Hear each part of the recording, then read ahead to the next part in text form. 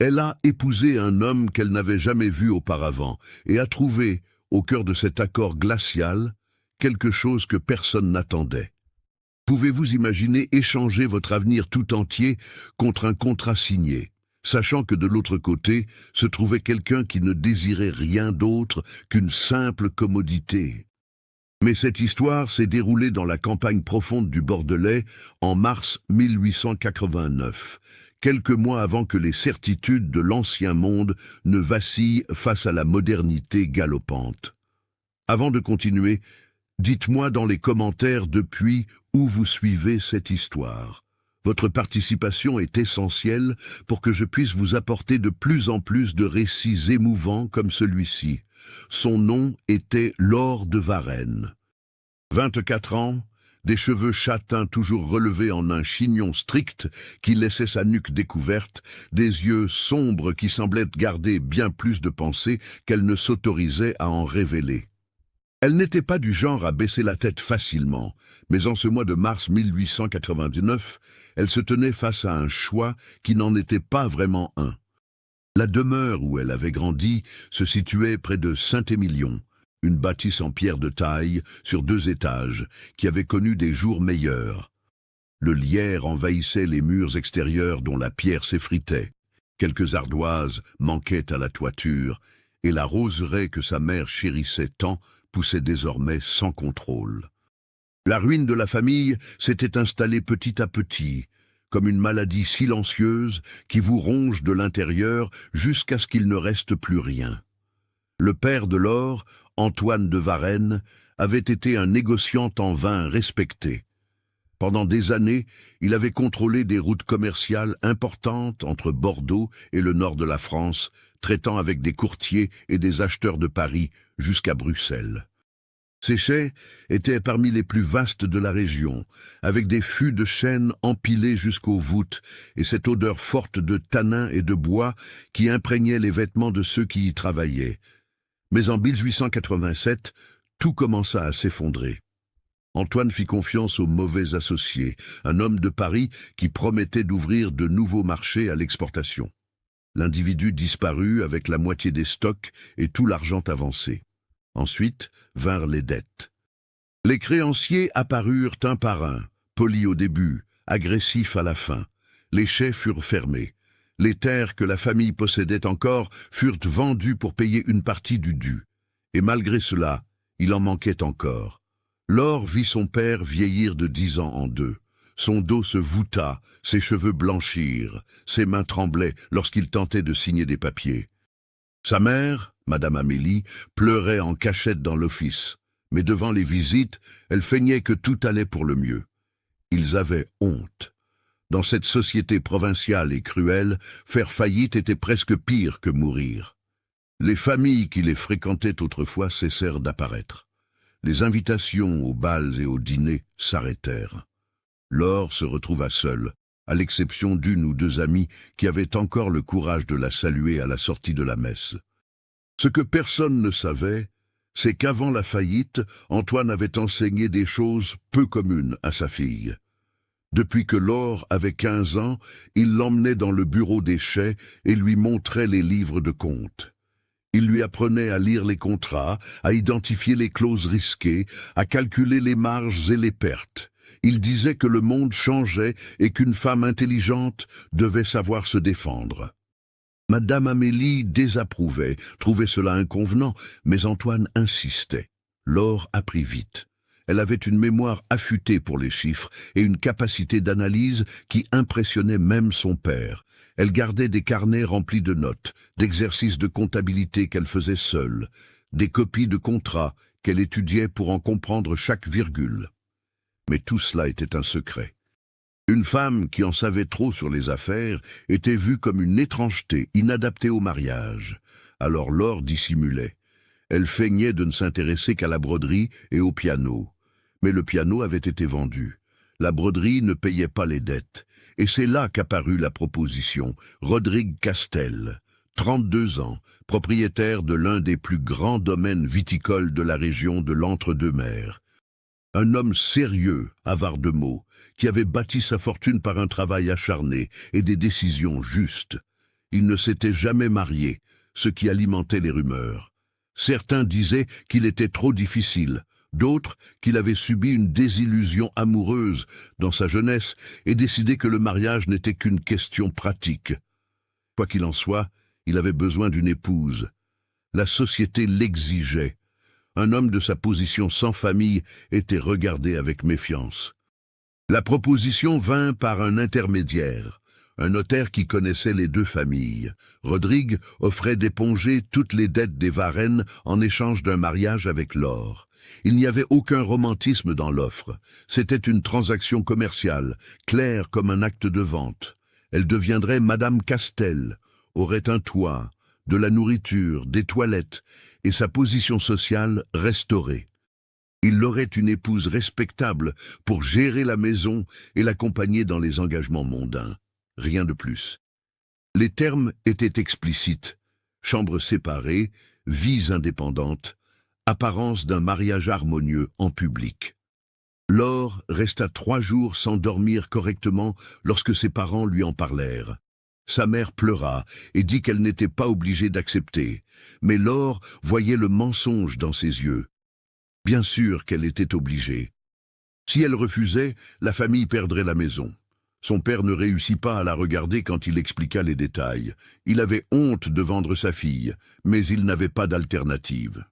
La nuit, avant de donner sa réponse, Laure resta assise près de la fenêtre de sa chambre, regardant la route vide. Le village dormait tôt en ces temps-là. On n'entendait que les chiens aboyer au loin et le vent froid soufflant depuis l'estuaire. Elle pensa à s'enfuir. Prendre le peu d'argent qui restait caché dans une boîte, disparaître vers Bordeaux ou Paris, tenter sa chance seule. Mais elle savait que cela signifiait condamner ses parents à la misère complète. Et même si elle enrageait contre la situation, elle ne pouvait pas leur faire cela. Alors elle accepta. La cérémonie eut lieu un matin de samedi, le 16 mars 1889, dans l'église paroissiale. Elle fut petite, discrète, presque sans invité. Rodrigue apparut en costume sombre, cravate impeccable, cheveux peignés en arrière avec soin. Il était grand, les épaules larges, le visage anguleux avec une barbe bien taillée. Bel homme, admit Laure pour elle-même, mais avec une expression si fermée qu'il semblait assister à un enterrement, pas à un mariage. Ils échangèrent des vœux qui ne signifiaient rien. Le prêtre parla d'amour et d'union, des mots vides qui résonnaient contre les murs de pierre froide de l'église. Laure portait une robe blanche simple qui avait appartenu à sa mère. Il n'y avait pas de bouquet, pas de fête ensuite. Quand le prêtre dit que Rodrigue pouvait embrasser la mariée, il effleura à peine son visage, un geste mécanique et rapide. Ses lèvres ne touchèrent même pas vraiment les siennes. Ce n'était qu'une mise en scène de plus pour le curé et les quelques témoins présents. Ils sortirent de l'église séparément.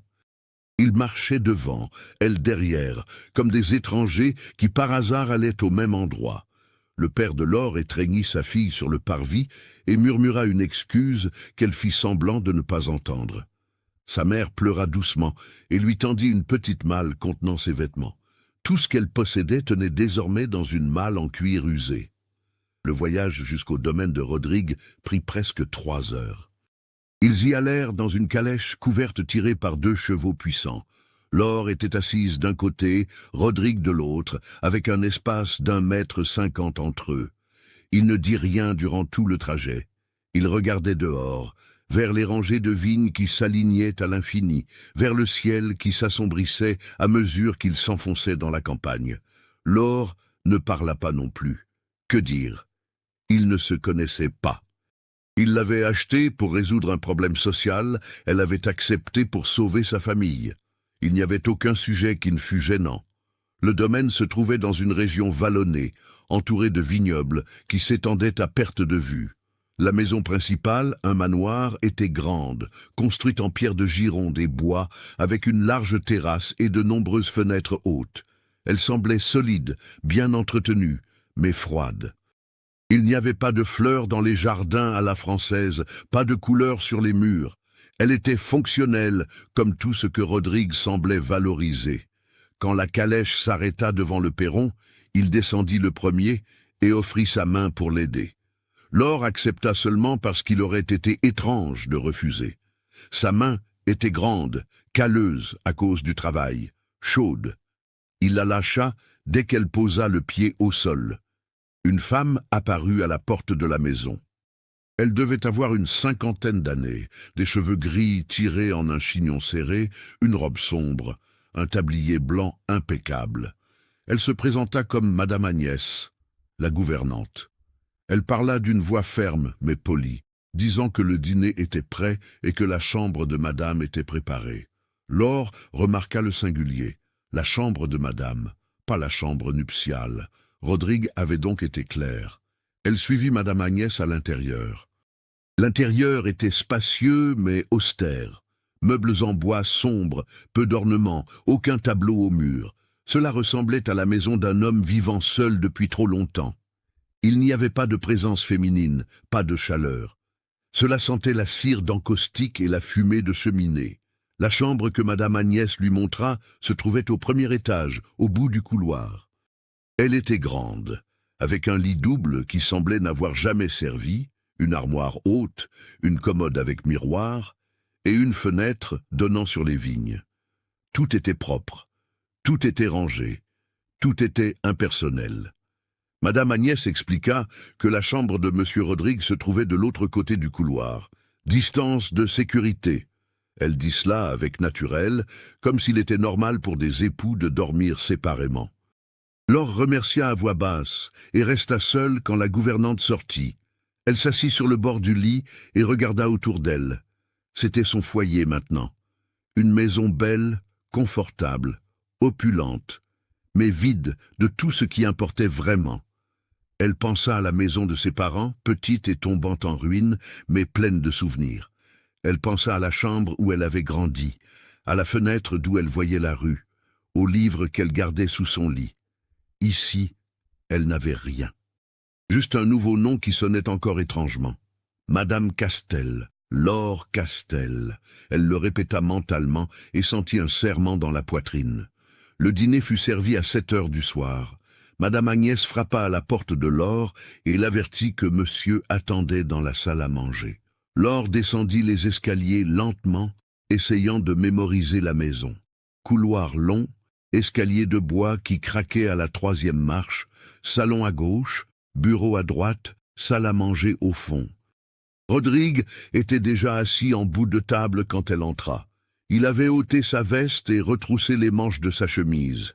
Il semblait plus détendu, mais son expression restait fermée. Il indiqua d'un signe du menton la chaise à l'autre bout de la table, loin de lui. Laure s'assit, la nourriture était abondante, rôtis, pommes de terre, légumes, pain frais, vin rouge du domaine. Madame Agnès servait en silence, puis disparaissait dans la cuisine. Laure mangea lentement, sans faim, juste pour avoir une contenance. Rodrigue mangeait avec appétit, mâchant calmement, buvant des gorgées de vin. Il ne la regardait pas. Ce fut Laure qui rompit le silence. Elle le remercia pour l'aide apportée à sa famille, dit qu'elle savait que ceci était un accord et qu'elle ferait sa part. Sa voix sortit plus ferme qu'elle ne l'espérait. Rodrigue s'arrêta de mâcher et la regarda enfin. Il répondit qu'il attendait seulement qu'elle gère la maison avec Madame Agnès, qu'elle reçoive les visites lorsque nécessaire, et qu'elle l'accompagne aux événements sociaux. Hormis cela, il dit qu'elle était libre de faire ce qu'elle voulait tant qu'elle sauvait les apparences. Sa voix était grave, sans émotion, comme s'il donnait des instructions à un employé. Laure sentit la colère lui monter à la gorge, mais elle ravala sa fierté. Elle acquiesça de la tête. Rodrigue recommença à manger comme si de rien n'était.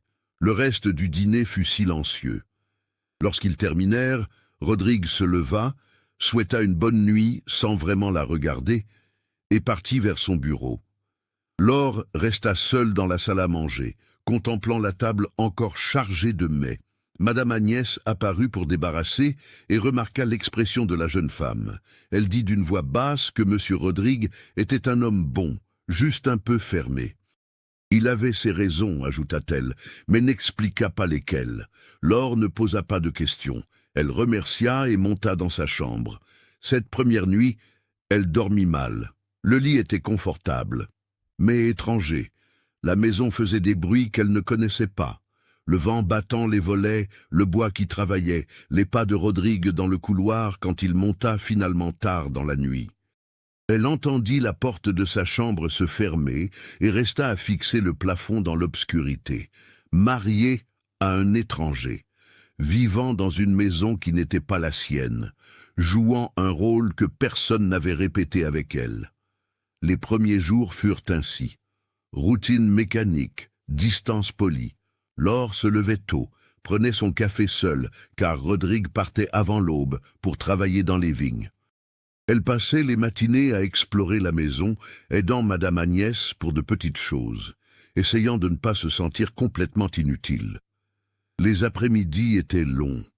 Elle lisait quand elle trouvait un livre dans la petite bibliothèque du bureau, brodait sans enthousiasme, regardait par la fenêtre. Rodrigue rentrait en fin d'après-midi, faisait sa toilette, dînait avec elle en silence et s'enfermait dans son bureau jusqu'à tard. Parfois, Laure entendait le bruit de papier qu'on feuillette, de la plume qui gratte, des tiroirs qui s'ouvrent et se ferment. Il travaillait beaucoup. On aurait dit que le travail était la seule chose qui comptait pour lui. Quand ils se croisaient dans la maison, Rodrigue saluait avec une politesse glaciale. « Bonjour madame, bonsoir, excusez-moi ». Il n'utilisait jamais son prénom, et elle commença à réaliser qu'il évitait de la regarder directement. Quand il devait dire quelque chose, il regardait sur le côté, vers le sol, n'importe où, sauf son visage. Madame Agnès était sa seule compagnie réelle. La gouvernante travaillait dans la maison depuis des années, connaissait Rodrigue depuis avant qu'il n'hérite du domaine de son père. Elle racontait des histoires de la région, expliquait comment fonctionnait la culture de la vigne, commentait sur les ouvriers qui travaillaient au domaine.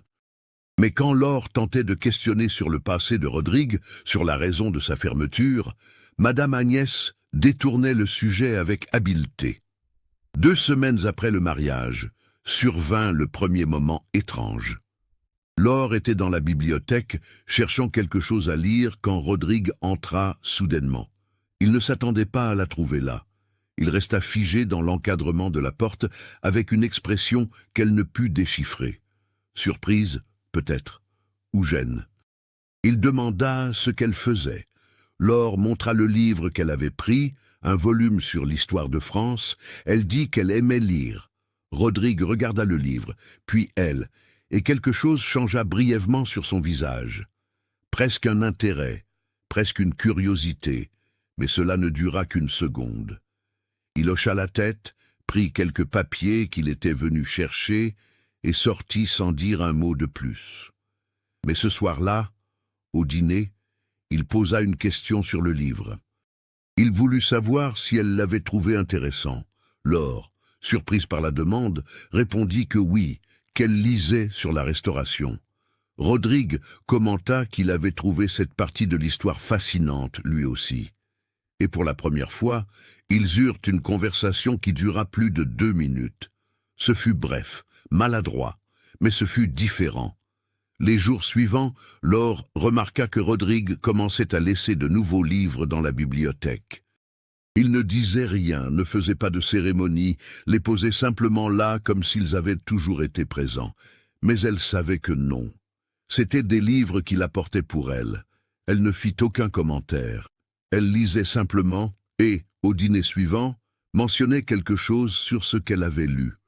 Et Rodrigue répondait. De petits échanges, des conversations courtes, mais des conversations tout de même. C'est à cette période que Laure commença à l'observer davantage. Elle nota qu'il avait une façon de froncer les sourcils quand il était concentré, qu'il prenait toujours son café sans sucre, qu'il traitait les ouvriers viticoles avec respect, ne criait jamais, payait des salaires justes, qu'il passait des heures dans le bureau non seulement à travailler, mais à étudier des contrats, des cartes, des documents commerciaux. Et c'est là qu'elle commença à avoir envie de voir ces documents. Ses propres carnets, ceux qu'elle avait emportés en cachette de la maison de ses parents, étaient gardés au fond de l'armoire de sa chambre. Elle ne les avait pas regardés depuis son arrivée. Mais un après-midi, alors que la maison était vide et silencieuse, elle les sortit. Elle les ouvrit et vit les anciennes notes, les exercices de comptabilité, les copies de contrats qu'elle avait étudiées avec son père. L'envie d'utiliser ce savoir était physique. C'était douloureux. Elle avait passé des années à apprendre, et maintenant elle était prisonnière de cette maison à ne rien faire, à n'être rien, juste l'épouse décorative que Rodrigue avait achetée, mais elle ne savait pas comment changer cela, elle ne savait pas s'il accepterait, elle ne savait pas si c'était permis. Ce fut un jeudi que tout commença à se fissurer. Laure passait dans le couloir en fin d'après-midi lorsqu'elle entendit des voix fortes venant du bureau. La porte était entr'ouverte. Elle reconnut la voix de Rodrigue, tendue, et celle d'un autre homme qu'elle ne connaissait pas. L'homme disait que le contrat était signé, qu'il n'y avait pas de retour en arrière. Rodrigue répondait qu'il y avait une erreur, que les chiffres ne concordaient pas, que cela allait ruiner la récolte entière. L'autre insistait qu'il était trop tard, que l'accord était déjà effectif, que si Rodrigue rompait le contrat, il devrait payer une pénalité gigantesque. Laure resta immobile à écouter, le cœur battant. Elle connaissait ce genre de discussion. Elle avait vu son père traverser des situations similaires, et d'après ce qu'elle comprenait, Rodrigue avait signé un contrat de fourniture exclusif avec des négociants, mais il y avait des clauses cachées qui allaient aspirer tout le bénéfice de la prochaine vendange. L'autre homme sortit irrité quelques minutes plus tard, passant devant Laure sans la saluer. Elle resta dans le couloir, indécise. Toutes les règles lui dictaient de retourner dans sa chambre, de feindre de n'avoir rien entendu, de maintenir la distance que Rodrigue exigeait. Mais elle ne put s'y résoudre. Elle frappa doucement à la porte du bureau. Rodrigue était de dos quand elle entra, les mains appuyées sur le bureau, la tête basse, les épaules tendues, comme s'il portait un poids insupportable. Il ne se retourna même pas en entendant la porte. Il dit seulement d'une voix lasse que ce n'était pas le bon moment, qu'elle pouvait revenir plus tard. Laure ferma la porte derrière elle. Sa voix sortit ferme quand elle répondit qu'elle savait que ce n'était pas le bon moment, mais qu'elle devait lui parler. Rodrigue se retourna enfin. Il avait des cernes profonds, sa cravate desserrée, les cheveux ébouriffés à force d'y passer la main. Il la regarda avec un mélange de surprise et d'agacement.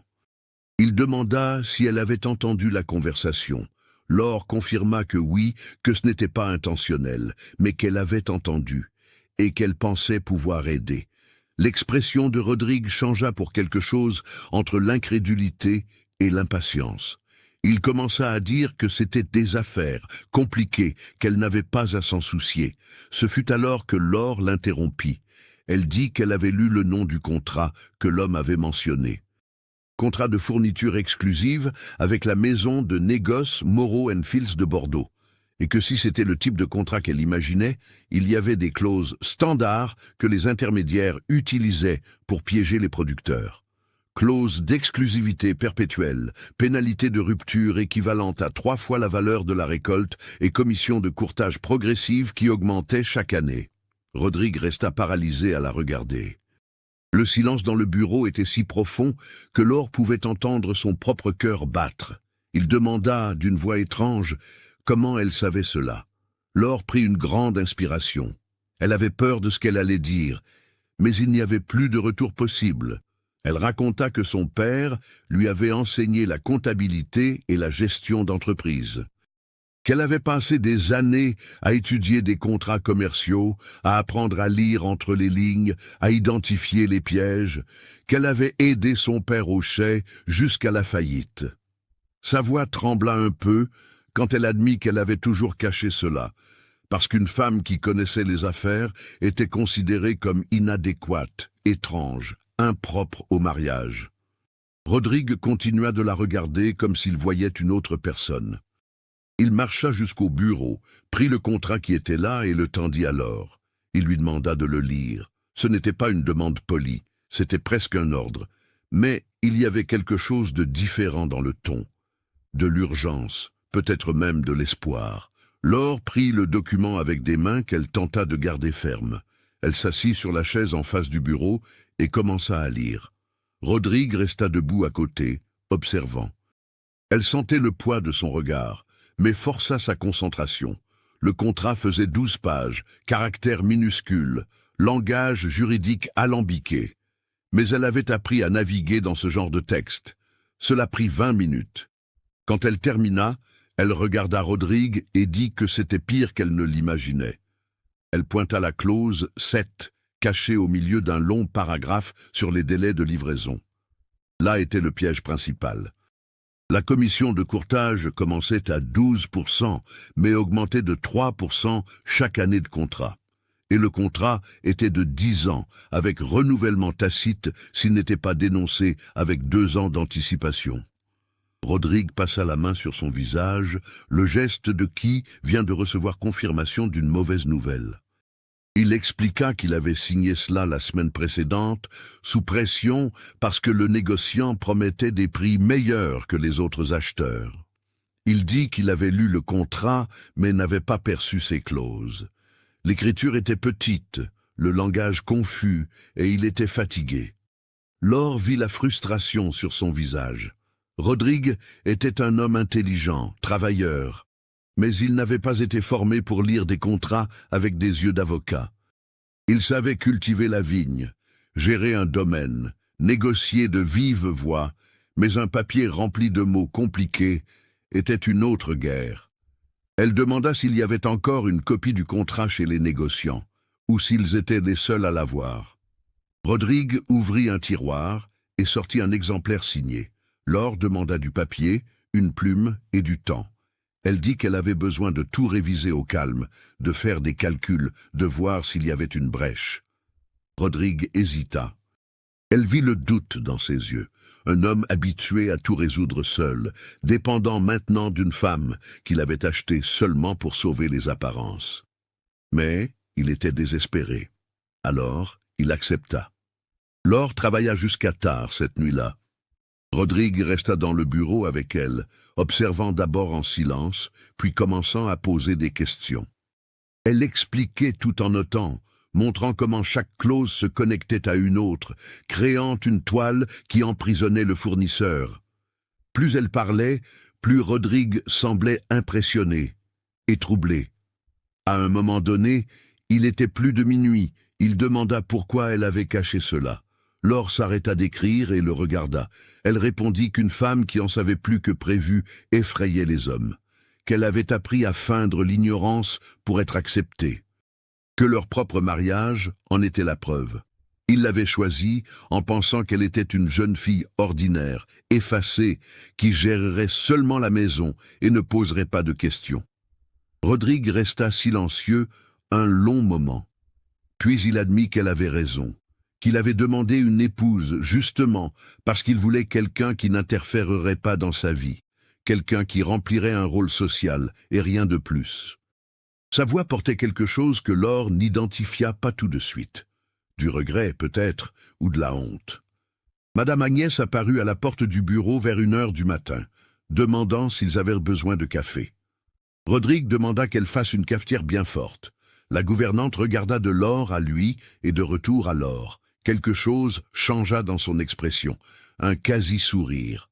Elle revint quelques minutes plus tard avec du café, du pain, du fromage et de la confiture. Laure et Rodrigue mangèrent là même, au milieu des papiers éparpillés sur le bureau. Ce fut le premier repas qu'ils prirent réellement ensemble, sans distance protocolaire, sans silence pesant. Ils parlèrent du contrat, des possibilités, de ce qu'il fallait faire, et peu à peu la conversation dériva vers d'autres choses. Rodrigue l'interrogea sur son enfance, sur ce que c'était que de grandir avec un père qui enseignait des choses inhabituelles. Laure raconta. Elle parla des chais, des livres de contes, des après-midi à étudier des contrats pendant que les autres jeunes filles de son âge apprenaient la broderie.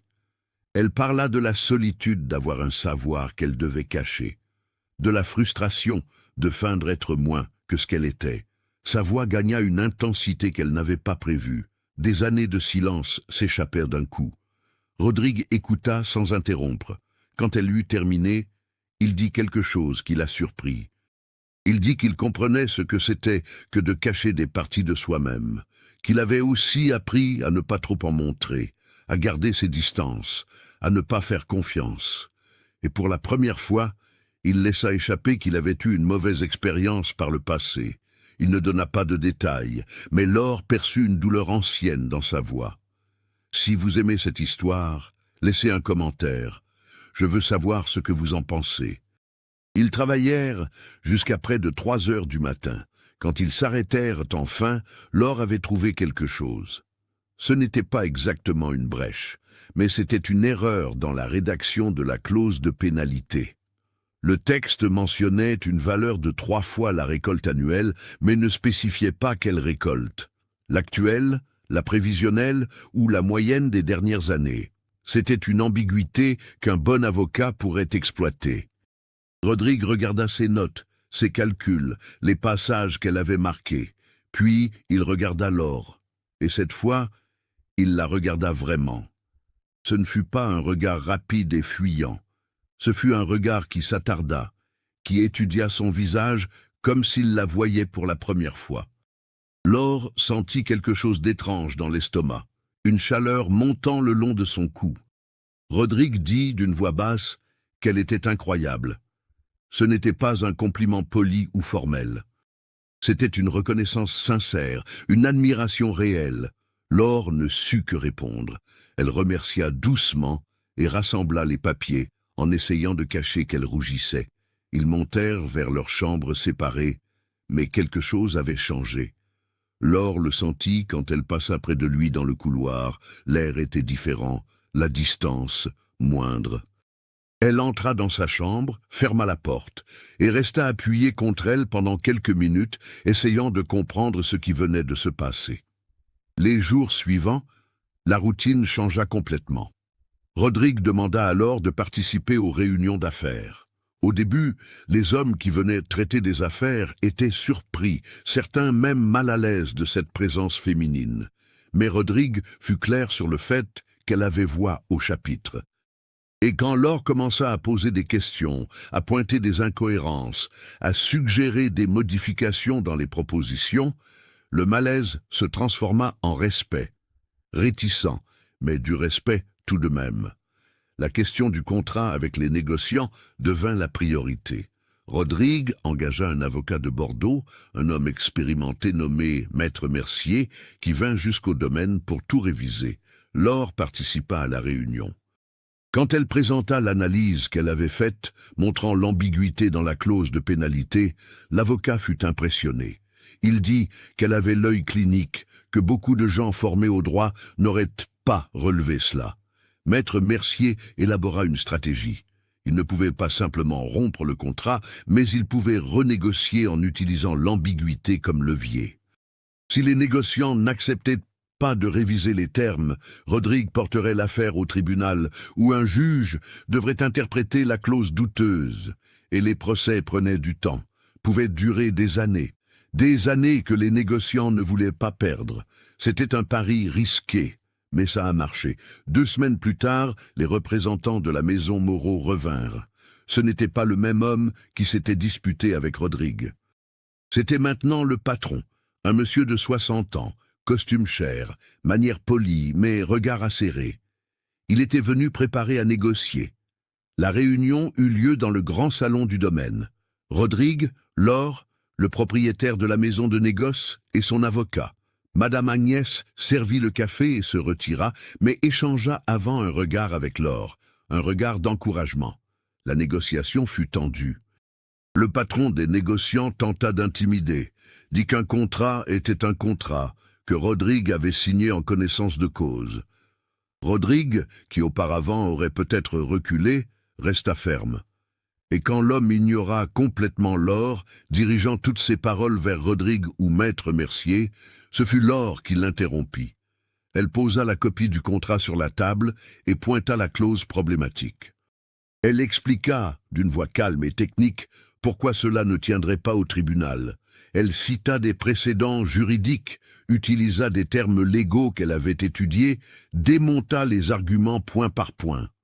Le propriétaire des négociants fut visiblement irrité, mais n'avait pas de réponse. À la fin, ils renégocièrent. Commission de courtage fixe à 10%, contrat de 5 ans sans tacite reconduction et clause de rupture avec pénalité raisonnable. Ce n'était pas idéal, mais c'était infiniment mieux que l'accord original. Quand ils signèrent le nouveau contrat, le patron de la maison de négoce regarda Laure avec une expression mêlant respect et ressentiment.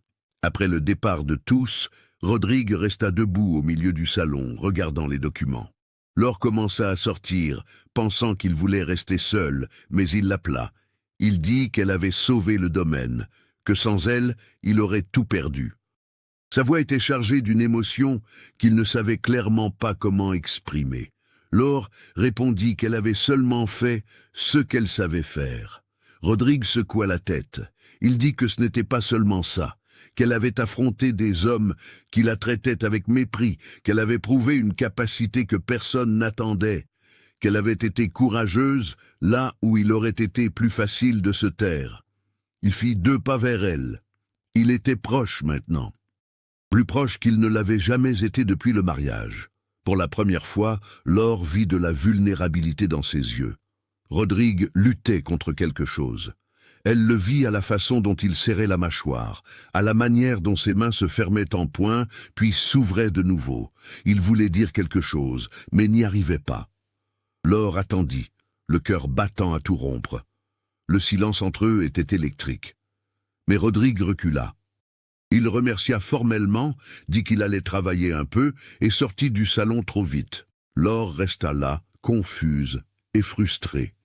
Quelque chose grandissait entre eux, elle le sentait. Mais il s'obstinait à maintenir les barrières. Ce fut Madame Agnès qui donna le premier indice du pourquoi. Quelques jours plus tard, elle et Laure étaient à la cuisine préparant des conserves. La gouvernante commença à parler, avec précaution, du passé de Rodrigue. Elle raconta qu'il avait été fiancé des années auparavant, une demoiselle de la bonne société de Saint-Émilion, jolie, d'une famille importante. Rodrigue était plus jeune alors, héritier récent du domaine, croyant en l'amour et en l'avenir. La fiancée s'appelait Cécile. Elle était charmante en public, douce, attentionnée. Rodrigue en était éperdument amoureux. Mais 1 mois avant le mariage, il découvrit qu'elle entretenait une autre relation. Un homme de Bordeaux, riche, avec plus de biens que Rodrigue. Cécile était avec Rodrigue seulement par sécurité, au cas où l'autre ne ferait pas sa demande. Quand le Bordelais demanda finalement sa main, Cécile rompit les fiançailles avec Rodrigue sans remords. Madame Agnès raconta que Rodrigue changea après cela. Il ferma son cœur, décida que le mariage était une institution pratique, pas romantique, que les sentiments étaient des pièges, la vulnérabilité une faiblesse. Il jura qu'il ne permettrait plus jamais à personne d'avoir ce pouvoir sur lui. C'est pour cela qu'il accepta le mariage arrangé. Contrôle total, attente claire, sans risque d'être blessé. Laure écouta, le cœur serré. Elle comprenait maintenant. Rodrigue n'était pas naturellement froid, il était effrayé. Il avait construit des murs si hauts que même la lumière n'y entrait plus. Et maintenant elle était là, se montrant complètement différente de ce qu'il attendait, fissurant ses murs, sans même essayer. Cela expliquait les regards qu'il détournait, la façon dont il reculait quand ils étaient proches, la manière dont sa voix changeait quand il lui parlait. Rodrigue luttait contre lui-même, contre l'attraction qu'il ressentait clairement, contre l'envie de faire confiance à nouveau. Laure réalisa qu'elle était à la croisée des chemins. Elle pouvait respecter ses murs, maintenir la distance que l'accord original exigeait. Ce serait plus sûr, moins douloureux si rien ne changeait. Ou elle pouvait risquer. Montrer qu'elle n'était pas Cécile, qu'il y avait des personnes qui valaient la vulnérabilité. Elle choisit de risquer. Elle commença par de petites choses. Quand Rodrigue travaillait tard au bureau, elle lui apportait du café sans qu'il ne le demande. Quand il rentrait trempé par la pluie après avoir inspecté les vignes, elle demandait à Madame Agnès de préparer un bain chaud et de laisser des vêtements secs prêts. Quand elle remarquait qu'il était tendu, elle commentait quelque chose qui le faisait parler, qui ouvrait un espace pour une vraie conversation. Rodrigue résistait, mais Laure voyait les failles, la façon dont il commençait à chercher des excuses pour être dans la même pièce qu'elle. Comment les dîners devenaient moins silencieux, comment il demandait son avis sur les décisions du domaine, même quand c'étaient des sujets qu'il pouvait résoudre seul. Et il y avait les moments, des moments où quelque chose passait entre eux, chargé et inévitable, comme cet après-midi où il révisait les comptes du domaine dans le bureau. Laure était penchée sur la table, étudiant le grand livre, et Rodrigue s'approcha pour voir ce qu'elle pointait. Il se tint près, son bras frôlant presque le sien. Laure sentit la chaleur de son corps, l'odeur de savon et de terre. Quand elle tourna la tête, leur visage était à quelques centimètres. Ils restèrent ainsi des secondes qui parurent des heures. Les yeux de Rodrigue tombèrent sur sa bouche. Laure retint son souffle, mais Rodrigue s'écarta soudainement, murmurant une excuse, et sortit du bureau, où cette nuit où Laure ne parvenait pas à dormir, et descendit chercher de l'eau. Elle trouva Rodrigue dans la cuisine, lui aussi insomniaque. Ils discutèrent dans la pénombre, avec seulement la lumière de la lune entrant par la fenêtre. Rodrigue raconta son père, comment il était mort quand Rodrigue avait 20 ans, lui laissant le domaine. La pression de tout maintenir à flot, la solitude de n'avoir personne avec qui partager cela. Laure écouta et partagea sa propre solitude. Ce que c'était de grandir différente, de devoir cacher des parts essentielles de soi-même. Leurs voix étaient des murmures dans l'obscurité. Rodrigue était assis d'un côté de la table, elle de l'autre, mais on aurait dit qu'ils étaient plus proches qu'ils ne l'avaient jamais été. Il dit qu'il n'avait jamais rencontré quelqu'un comme elle. Laure répondit qu'il était aussi différent de ce qu'elle imaginait. Rodrigue demanda ce qu'elle avait imaginé. Laure admit qu'elle s'était attendue à un homme arrogant et distant, et qu'il était distant, oui, mais pas arrogant, juste blessé. Rodrigue resta calme, puis il demanda si elle avait peur de lui. Laure dit que non, qu'elle avait peur de beaucoup de choses, mais pas de lui. Son expression s'adoucit d'une manière qu'elle n'avait jamais vue. Pour un instant, Laure crut qu'il allait se lever, traverser jusqu'à son côté, briser enfin la distance. Mais il ne le fit pas. Il souhaita simplement bonne nuit et monta dans sa chambre. Laure resta seule dans la cuisine, tentant de contrôler sa frustration et sa confusion. Elle savait que Rodrigue ressentait quelque chose. Elle le voyait dans ses yeux, dans la façon dont il l'observait quand il pensait qu'elle ne regardait pas. Mais il ne permettait pas que quoi que ce soit arrive. Ses murs étaient résistants. 1 mois passa depuis la renégociation du contrat. Le domaine prospérait. Les vendanges s'annonçaient exceptionnelles. Rodrigue investit dans des améliorations, embaucha plus d'ouvriers, étendit les parcelles cultivées. Et Laure était impliquée dans tout. Elle révisait les contrats, aidait à la comptabilité, donnait son avis sur les investissements. Elle était devenue une partenaire d'affaires de fait. La région commença à jaser. Une femme qui s'y entendait en gestion était une nouveauté. Certains approuvaient discrètement. D'autres critiquaient, disant que Rodrigue avait perdu son autorité, qu'il était manipulé par son épouse. Mais les résultats parlaient d'eux-mêmes. Le domaine Castel était l'un des plus prospères de l'entre-deux-mers. Ce fut à cette époque qu'arriva une lettre. Elle venait de Saint-Émilion, du père de Laure. Antoine écrivait pour dire que lui et Amélie allaient bien, que les dettes avaient été payées comme convenu, qu'ils avaient réussi à louer une petite maison digne. Il remerciait Laure pour son sacrifice. Il disait espérer qu'elle allait bien, que le mariage n'était pas un fardeau trop lourd à porter. Laure lut la lettre seule dans sa chambre. Elle pleura. Pas de tristesse exactement. C'était un mélange étrange de soulagement, de nostalgie et de confusion. Sa famille était en sécurité. Elle avait rempli son rôle. Mais, et maintenant ? Elle restait mariée à un homme qui la traitait comme une associée, mais refusait toute proximité émotionnelle réelle. Elle continuait de dormir seule, de se réveiller seule, de vivre une moitié de vie. Elle avait sauvé sa famille. Mais qui la sauverait, elle ? Ce soir-là, au dîner, Rodrigue remarqua qu'elle était différente. Il demanda si tout allait bien. Laure dit qu'elle avait reçu une lettre de ses parents, qu'ils allaient bien. Rodrigue hocha la tête, soulagé. Il dit qu'il était heureux de l'apprendre. Et puis, hésitant, il demanda si elle avait le mal du pays. Laure admit que oui, que sa famille lui manquait, la maison, la vie qu'elle avait avant, même avec toutes les difficultés. Rodrigue devint sérieux. Il demanda si elle était malheureuse ici. La question prit Laure au dépourvu. Elle le regarda, cet homme compliqué et fermé qui, peu à peu, était devenu plus qu'un étranger acheté. Elle répondit qu'elle n'était pas malheureuse, que la vie ici était bonne, confortable, même intéressante avec le travail qu'ils faisaient ensemble, mais qu'il y avait une différence entre ne pas être malheureuse et être vraiment heureuse.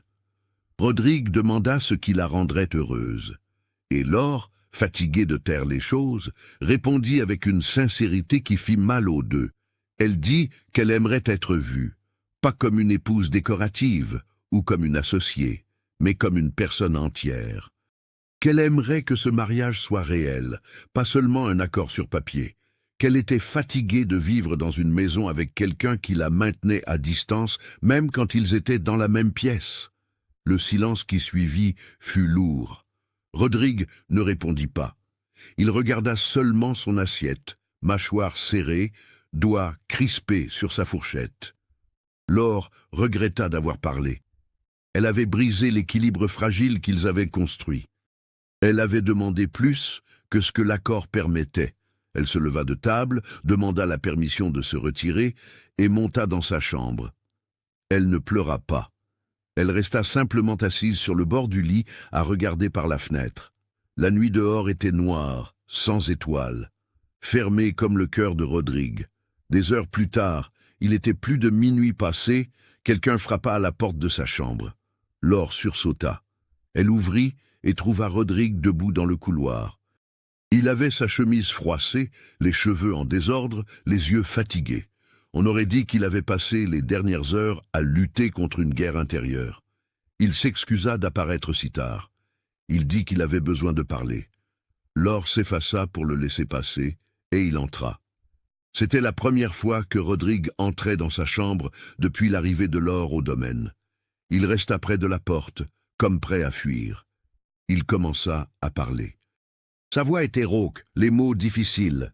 Il raconta Cécile, la trahison, comment cela avait détruit quelque chose en lui. Il dit qu'il avait juré de ne plus jamais permettre à quelqu'un d'avoir ce genre de pouvoir, que le mariage arrangé était parfait parce qu'il n'impliquait pas de sentiments, donc pas de risque. Mais alors Laure était apparue et elle était complètement différente. Intelligente, courageuse, authentique. Elle avait fissuré tous les murs qu'il avait construits. Et il avait peur. Peur de faire confiance, peur d'être blessé à nouveau, peur de vouloir quelque chose qui serait peut-être détruit. Sa voix se brisa à la fin. Rodrigue admit qu'il était amoureux d'elle, qu'il avait lutté contre cela de toutes ses forces, mais qu'il ne pouvait plus, qu'il pensait à elle tout le temps, que les moments avec elle étaient les seuls où il se sentait vraiment vivant, que dormir dans des chambres séparées le tuait à petit feu. Laure resta sans voix. Des larmes coulèrent sur son visage sans qu'elle s'en aperçoive. Rodrigue fit un pas vers elle, hésitant, comme s'il s'attendait à être rejeté. Il dit qu'il comprendrait si elle ne ressentait pas la même chose, que leur accord n'incluait pas l'amour, qu'il n'avait pas le droit de demander cela. Mais Laure l'interrompit. Elle dit qu'elle avait cessé de feindre l'indifférence depuis des semaines, qu'elle ressentait la même chose. Que chaque fois qu'il s'éloignait, quelque chose en elle souffrait, qu'elle avait accepté le mariage par obligation, mais que maintenant elle le voulait par choix. Rodrigue combla la distance entre eux, doucement, lui laissant le temps de reculer si elle le voulait. Mais Laure ne recula pas. Quand il toucha son visage, enfin, ses mains tremblaient. Quand il l'embrassa, c'était différent du contact mécanique à l'église. C'était authentique, intense, plein de mois de retenue qui cédaient d'un coup. Ils restèrent ainsi enlacés au milieu de la chambre, reconnaissant enfin ce qu'ils avaient tenté de nier. Ce n'était pas comme dans les contes de fées, c'était mieux, c'était réel. Cette nuit changea tout. Rodrigue ne retourna pas dans sa chambre. Ils restèrent à discuter jusqu'à l'aube, assis sur le tapis de la chambre de Laure, adossés au lit, doigts entrelacés, se racontant des histoires qu'ils n'avaient jamais partagées. Il parla de la solitude de gérer le domaine seul, Des nuits où il regardait la grande maison vide en se demandant si c'était ainsi qu'il passerait le reste de sa vie.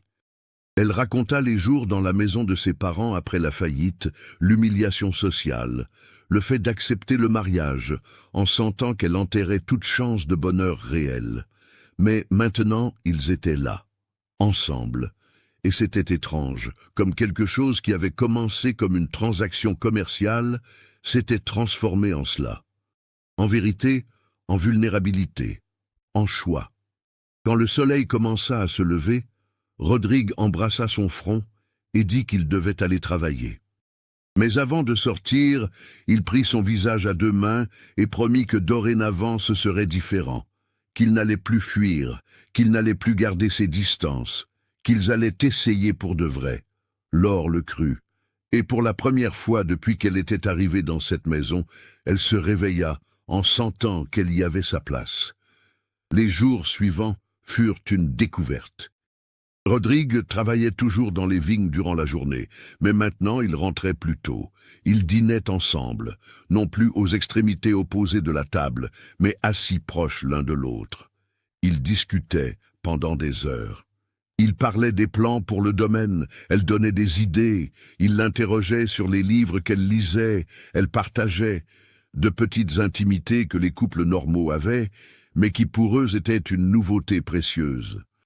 Madame Agnès observait tout avec une satisfaction mal dissimulée. Un matin, elle commenta alors qu'elle n'avait jamais vu M. Rodrigue aussi léger, qu'il sifflotait même en travaillant, chose qu'elle n'avait pas vue depuis des années. Laure sourit et dit que tout était différent maintenant. La gouvernante serra sa main avec une affection maternelle et dit que c'était une question de temps, qu'un vrai mariage, c'était ça. Une construction quotidienne, un choix constant. Mais tout ne fut pas facile. 2 semaines après la nuit où tout avait changé, arriva une visite inattendue. Une femme, calèche de luxe, robe de soie, chapeau à plumes. Elle demanda à parler à Rodrigue.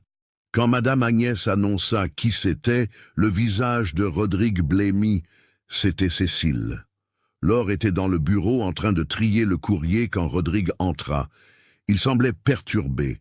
Il raconta que son ex-fiancée était là, qu'elle était venue de Bordeaux spécialement.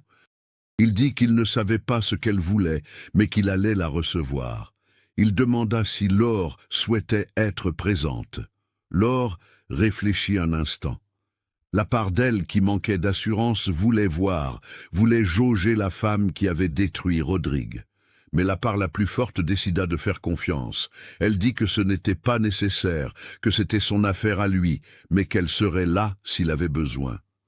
Rodrigue l'embrassa, un geste de gratitude, et sortit. L'entrevue dura presque 1 heure. Laure tenta de travailler, mais ne parvenait pas à se concentrer. Elle écoutait des voix étouffées venant du salon. Elle ne distinguait pas les mots, mais sentait la tension. Quand finalement elle entendit la porte d'entrée se fermer et la calèche partir, elle descendit. Rodrigue était assis dans le salon, le regard lointain. Laure s'assit à côté de lui et attendit. Il commença à raconter. Cécile était devenue veuve. Son mari, riche de Bordeaux, était mort 6 mois auparavant, laissant des dettes qu'elle n'avait découvertes qu'après. Elle était ruinée, désespérée, et s'était souvenue de Rodrigue. Elle était venue demander de l'aide. Non, elle était venue demander plus que ça. Elle avait insinué qu'il pourrait peut-être recommencer, qu'elle avait commis une erreur, qu'elle l'avait toujours aimé. Laure sentit la colère bouillir, mais Rodrigue prit sa main et continua. Il dit qu'il avait refusé, qu'il avait expliqué à Cécile qu'il était marié, qu'il aimait son épouse, qu'il n'avait aucun intérêt à revivre le passé. Cécile avait été surprise, puis irritée, puis suppliante. Mais il était resté ferme. Il avait offert une petite aide financière, par compassion, mais rien de plus. Et lui avait demandé de ne pas revenir. Laure le regarda. Elle vit une sincérité absolue dans ses yeux. Elle vit un homme qui avait affronté le fantôme du passé et choisi le présent. Elle demanda s'il était sûr, s'il n'y avait pas une part de lui qui avait voulu dire oui. Rodrigue répondit que la seule certitude qu'il avait concernait l'or, que Cécile appartenait à une version de lui qui n'existait plus, que l'or avait tout changé. Elle le crut. Et à ce moment-là, elle sentit que les murs étaient enfin tombés complètement. La nouvelle que Rodrigue avait refusé d'aider son ex-fiancé se répandit dans la région. Certains approuvèrent, disant qu'il avait bien fait. D'autres critiquèrent, trouvant qu'il avait été cruel avec une femme en difficulté, mais Rodrigue ne se souciait pas des opinions. Il avait appris qu'il ne pouvait pas vivre en tentant de plaire à une société qui jugeait sans connaître la vérité. Le domaine continuait de prospérer. L'or devint une partie essentielle de l'administration. Elle ne faisait pas que réviser les contrats.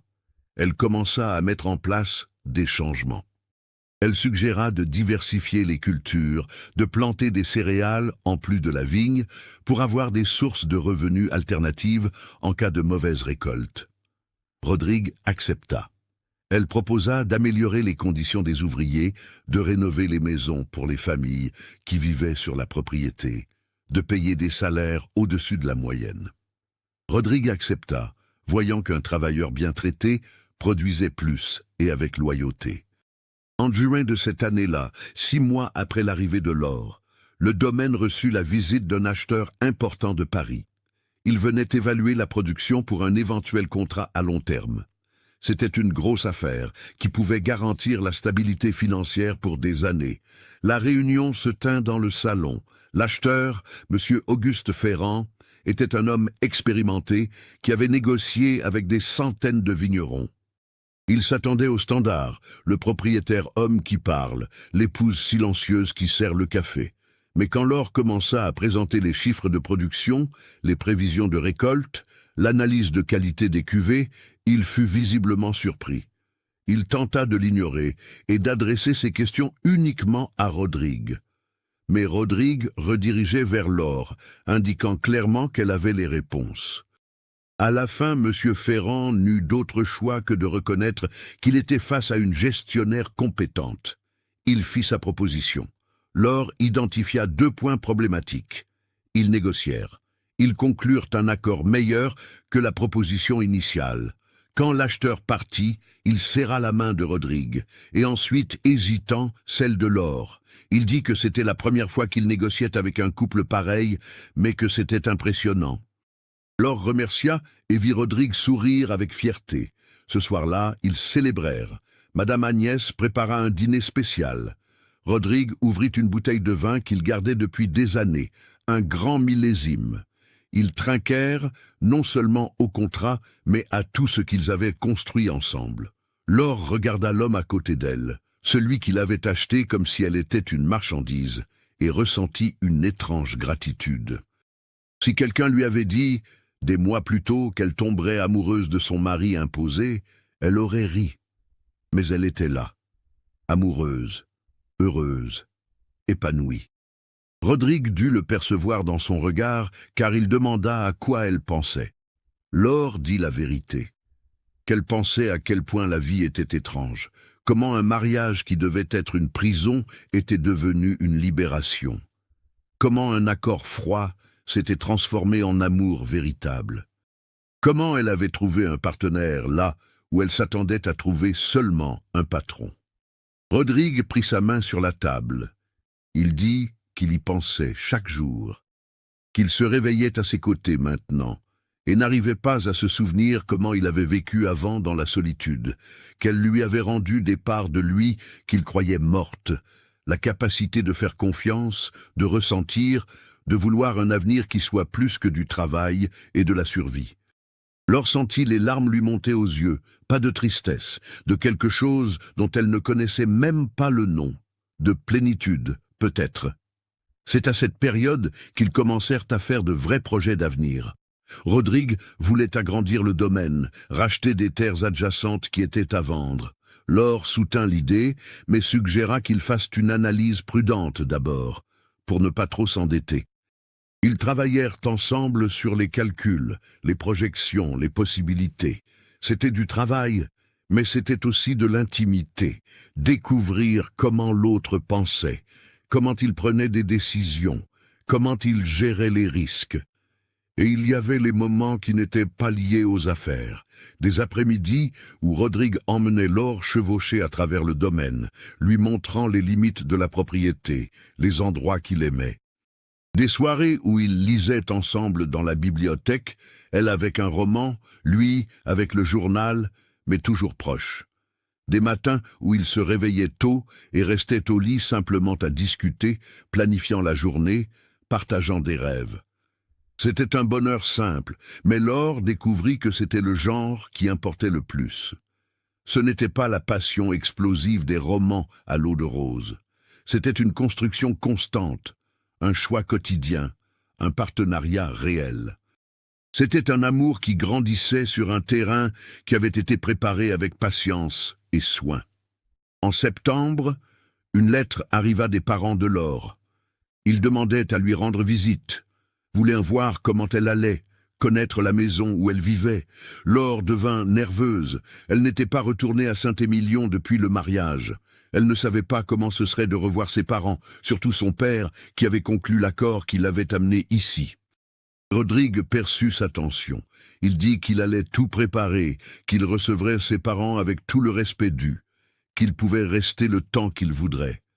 Laure remercia, mais admit qu'elle avait peur. Peur que ses parents voient à travers son bonheur et pensent que c'était fin. Peur que son père porte trop de culpabilité.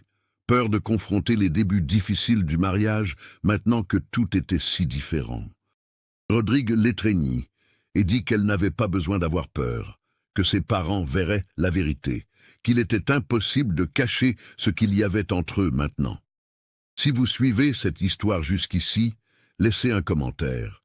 Votre présence fait toute la différence. Antoine et Amélie arrivèrent un après-midi de samedi. Rodrigue envoya les chercher à la gare avec la belle calèche. Quand ils descendirent, Laure vit que son père avait encore vieilli. Ses cheveux complètement blancs, son dos plus voûté, sa mère était plus maigre mais souriante. Ils regardèrent la grande maison avec une expression qui mêlait admiration et tristesse. Tristesse parce que cela avait coûté leur fille. Laure courut pour les embrasser tous les deux. Elle pleura. Ils pleurèrent. Rodrigue resta un peu en retrait, respectant le moment, mais quand Laure l'appela, il s'approcha. Antoine tendit la main avec une formalité tendue. Rodrigue la serra, mais ensuite attira son beau-père pour une accolade rapide. Il dit que c'était un honneur de les recevoir, que cette maison était la leur aussi. La tension commença à se dissoudre. Durant les 3 jours qu'ils restèrent, Antoine et Amélie observèrent tout.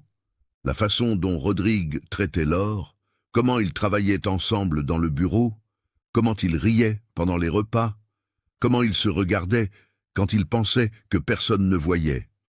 Le 2e jour, Amélie appela Laure dans la chambre et demanda directement si elle était heureuse, si le mariage était bon, si Rodrigue la traitait bien. Laure n'eut pas besoin de feindre. Elle raconta tout. Le début froid, la distance, la découverte progressive l'un de l'autre, la nuit où tout avait changé. Elle raconta le travail qu'ils faisaient ensemble, comment elle avait trouvé un but ici, comment elle était tombée amoureuse de l'homme qui au début n'était qu'un étranger. Amélie pleura de soulagement. Elle dit qu'elle avait porté une culpabilité énorme, qu'elle avait passé des mois à imaginer sa fille malheureuse dans un mariage sans amour. Savoir que Laure avait trouvé le bonheur ici était plus qu'elle n'espérait. Laure étreignit sa mère et dit que tout allait bien, qu'il n'y avait pas de culpabilité à porter, que la vie avait une étrange façon de transformer une obligation en bénédiction. Avec son père, ce fut plus difficile. Antoine évitait de regarder Laure directement. Il portait une honte visible. Le dernier soir de la visite, Rodrigue s'en aperçut et créa une opportunité pour que Laure et son père discutent seuls.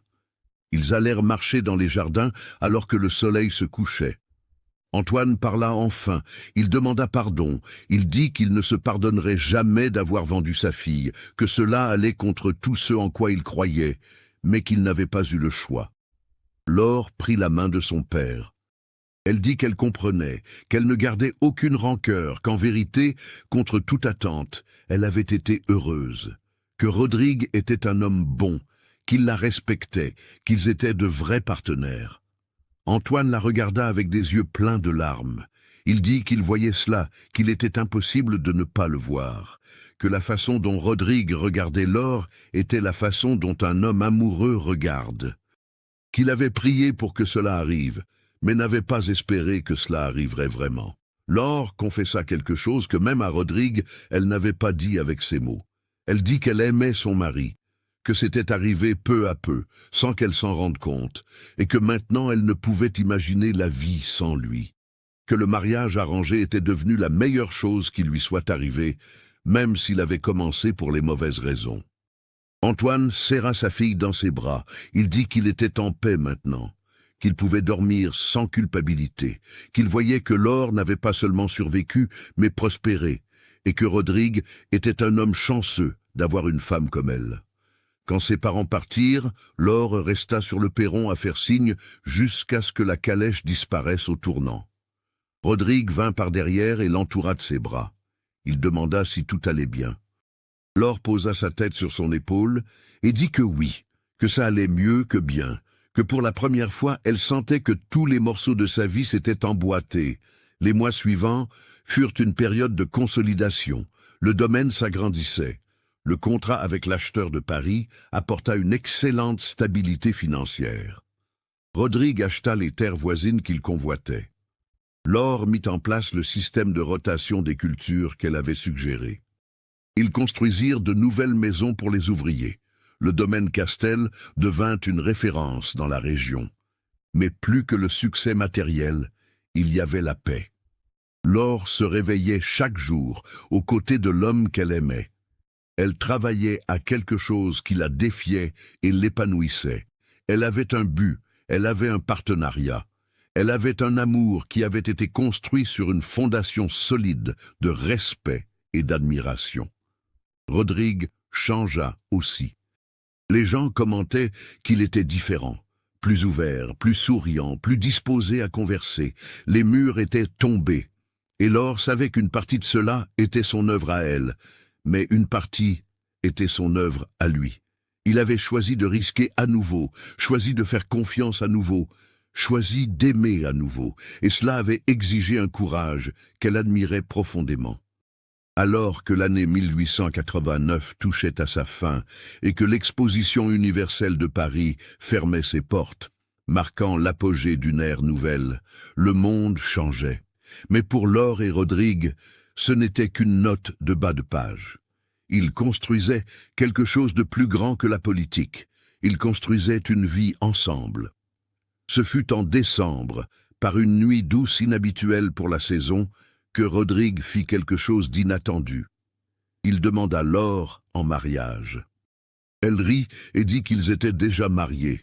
Il expliqua que oui, ils étaient mariés sur le papier, mais que cela avait été un accord commercial. Il voulait le refaire, correctement, avec amour, avec choix. Il voulait renouveler les vœux, non par obligation, mais par désir. Laure resta sans voix. Les larmes coulèrent. Elle dit oui, 1000 fois oui. Ils renouvelèrent leurs vœux lors d'une petite cérémonie au domaine.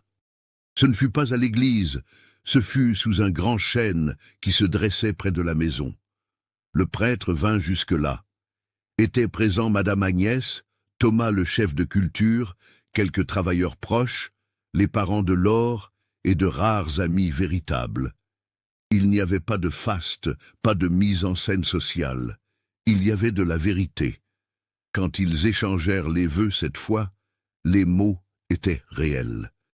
Rodrigue promit d'aimer, de respecter et d'être le partenaire de Laure pour le reste de sa vie.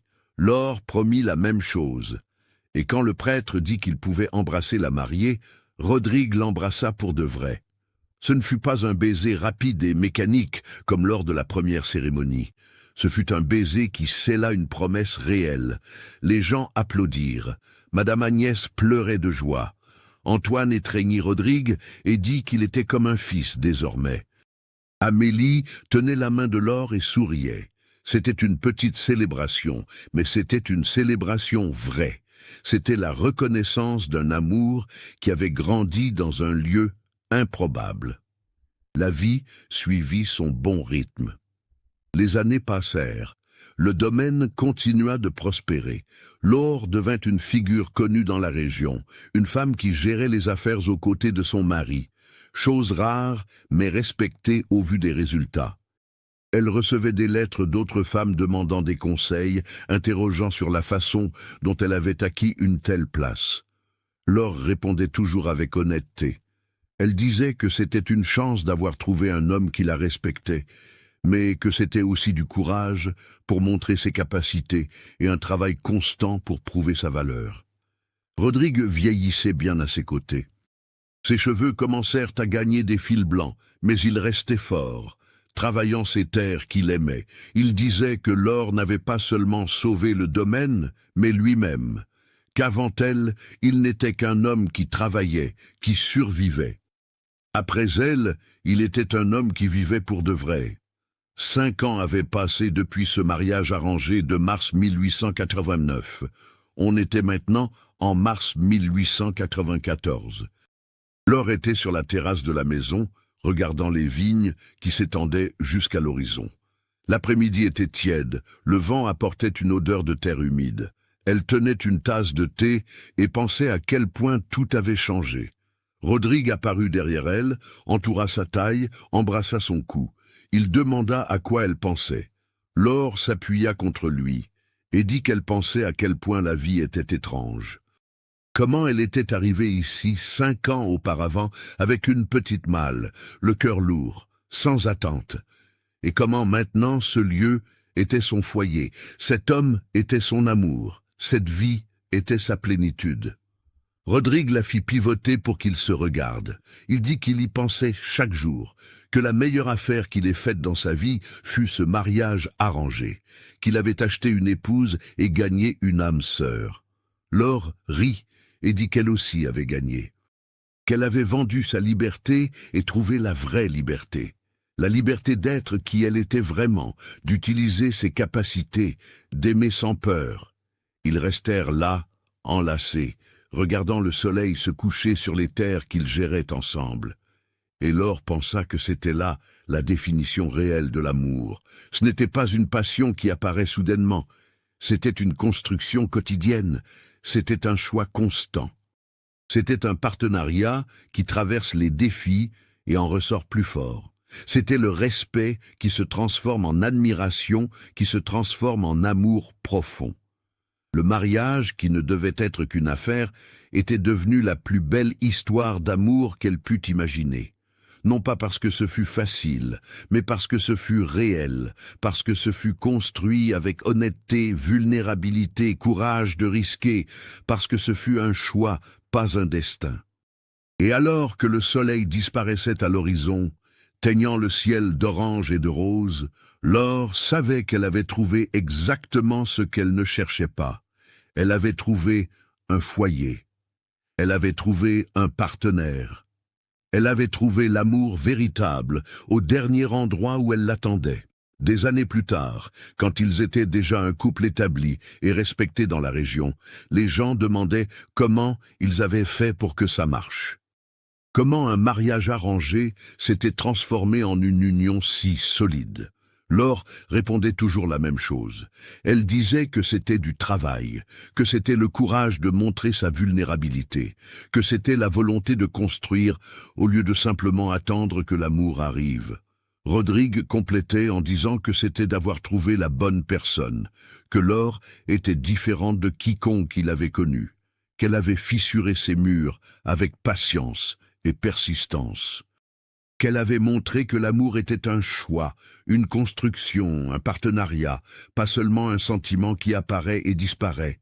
Et quand ils étaient seuls, Rodrigue prenait parfois la main de Laure et la remerciait. Il la remerciait d'avoir accepté cet accord étrange. Il la remerciait de ne pas avoir abandonné dans les mois difficiles du début. Il la remerciait d'avoir été assez courageuse pour montrer qui elle était vraiment. Il la remerciait d'avoir choisi de l'aimer même quand il aurait été plus facile de simplement respecter le contrat et garder ses distances. Laure répondait toujours que c'était elle qui devait remercier, que Rodrigue lui avait donné l'espace pour être complète, qu'il avait respecté ses capacités quand la société disait qu'une femme ne devait rien savoir des affaires, qu'il avait eu le courage de démanteler ses propres murs et de risquer d'aimer à nouveau après avoir été blessé. La vérité est que tous deux avaient raison. Ce fut le travail des deux, ce fut le choix des deux, ce fut le courage des deux. Et c'est ainsi qu'un mariage arrangé qui ne devait être qu'une affaire devint la plus belle histoire d'amour que cette région de Gironde eût jamais vue. Une histoire, racontée pendant des années, qui inspira d'autres personnes, qui prouva que l'amour véritable peut grandir dans les lieux les plus improbables. Tant qu'il y a du respect, de l'admiration, de la vulnérabilité et le choix constant de construire ensemble. Laure et Rodrigue vécurent de nombreuses années dans ce domaine. Ils vieillirent côte à côte, travaillant ensemble, aimant ensemble, construisant un héritage qui alla au-delà des terres et de l'argent. Ce fut un héritage de partenariat véritable, d'un amour qui fut un choix quotidien, d'un bonheur qui fut bâti sur des fondations solides. Et quand les gens demandaient quel était le secret, ils donnaient toujours la même réponse. Il n'y avait pas de secret.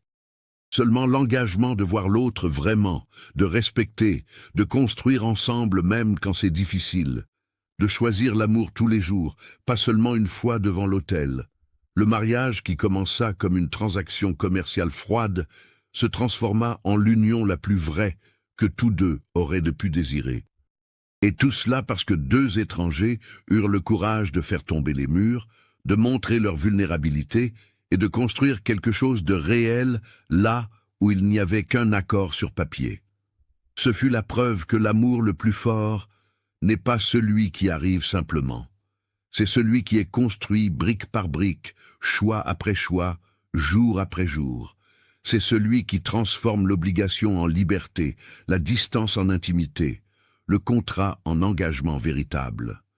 Et Laure, regardant en arrière des années plus tard, savait qu'elle ne changerait rien, ni le début difficile, ni les mois de distance, ni la douleur du mariage arrangé, parce que tout cela avait été nécessaire pour construire ce qu'ils avaient. Cela avait été la fondation sur laquelle ils avaient érigé un amour véritable. Le mariage arrangé avait été le début de l'histoire, mais l'amour qu'ils avaient construit ensemble, ça, c'était un choix. Et le choix, Laure l'avait appris, était toujours plus fort que le destin.